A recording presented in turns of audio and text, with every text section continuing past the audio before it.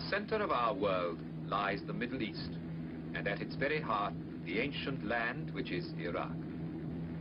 Two great rivers span its length, the Tigris and Euphrates.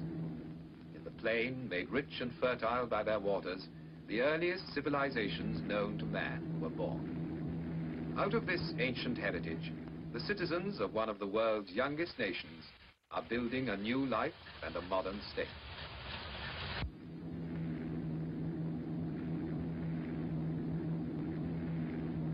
Ageless Iraq is no longer a remote, isolated country. Today, she is a main junction linking the East and West.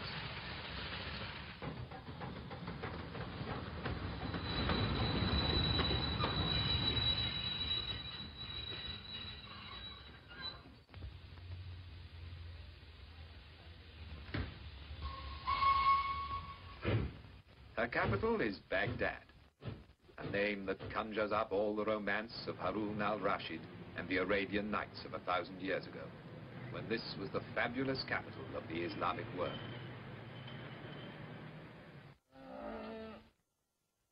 The tempo of an age-old way of life contrasts with the swifter rhythm of the new.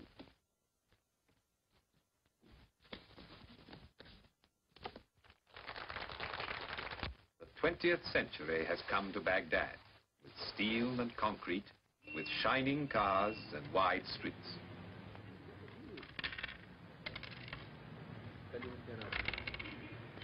But the people of Iraq hold on to the best of their old traditions. In the bazaars, you can see and hear them carrying on the art and exquisite craftsmanship that has been their pride for hundreds of years.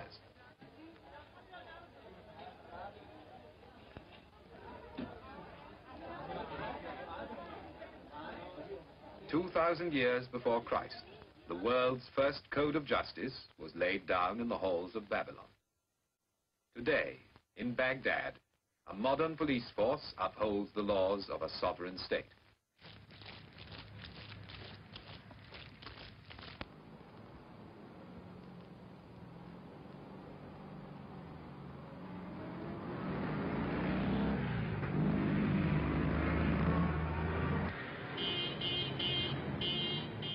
Today, the streets of the city are alive with the bustle of a young people who are taking back from the West the means to a brighter future.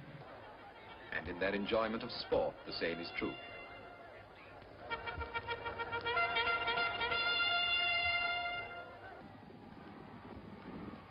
From 3 Arab stallions brought to England over 200 years ago, every thoroughbred has been sired.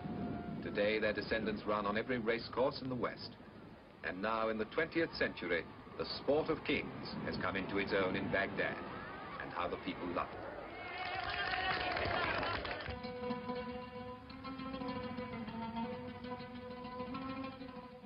For the people of Iraq, the waters of the 2 great rivers, Tigris and Euphrates, are indeed the waters of life.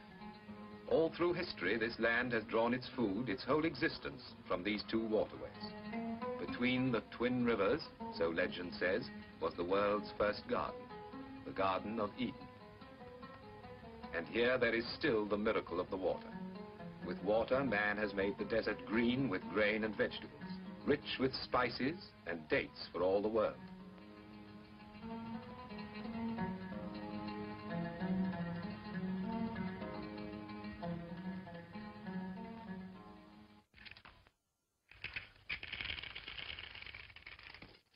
Without the water of the 2 great rivers, and without the skill that makes them serve the land, much of Iraq would be a desert.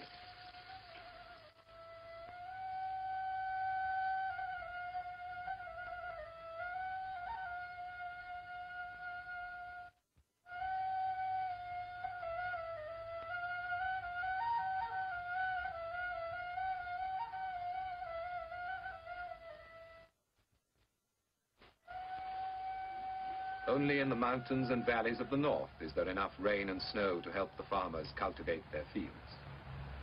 Here, the life of the Kurdish tribes, farmers and hunters all, still follows an age-old pattern set by the sun and the changing seasons. When you visit one of their villages, you begin to remember Jacob and his flocks, and Rebecca at the well.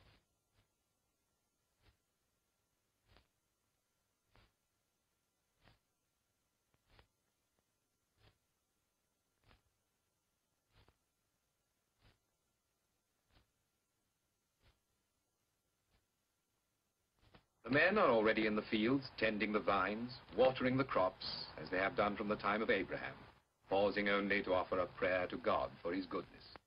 Allahu Akbar, Allahu Akbar. Ashhadu an la ilaha illallah.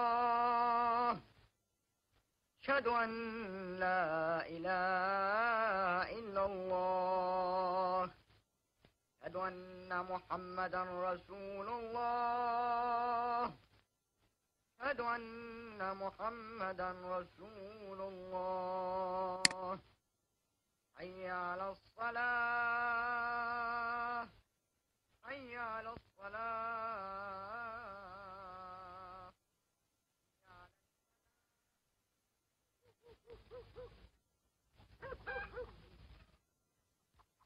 In Iraq, as in every land, the housewife's work is never done. For their husbands, the day's work over, there is time to sip a glass of tea and talk of what the future holds in store for them and their children. But with the coming of spring and the sowing of the seed, all become young again and rejoice.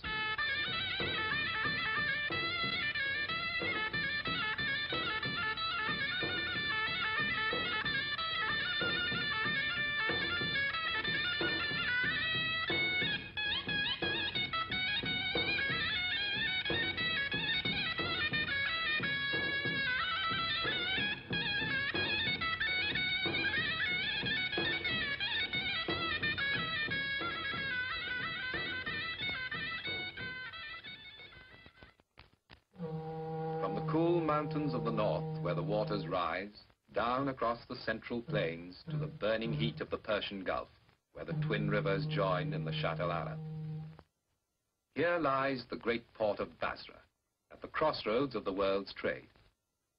For generations, seafaring men have made this their port of call, and the fables of Sinbad the Sailor were based on the stories they told.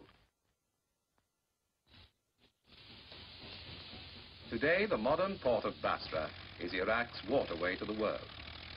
Ships laden with the goods of the new age sail out from the Persian Gulf to the Indian Ocean and the Far Orient. And the skies over Basra are thronged with the traffic of the air.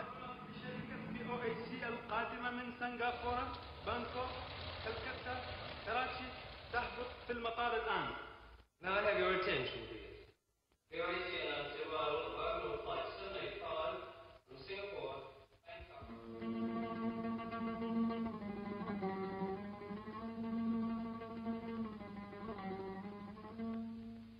and And yet, within a few minutes flying time of Basra is a strangely different world. You're back in another age.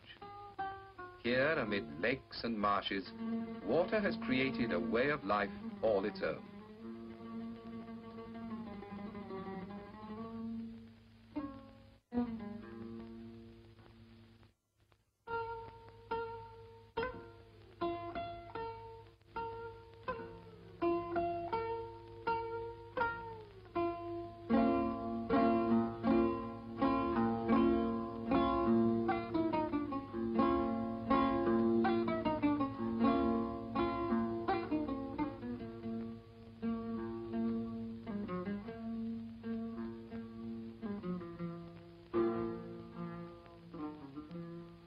A way of life well suited to these strange surroundings, and at the same time a living reminder of that remote past when men settled by these waters to found the first great cities known to man.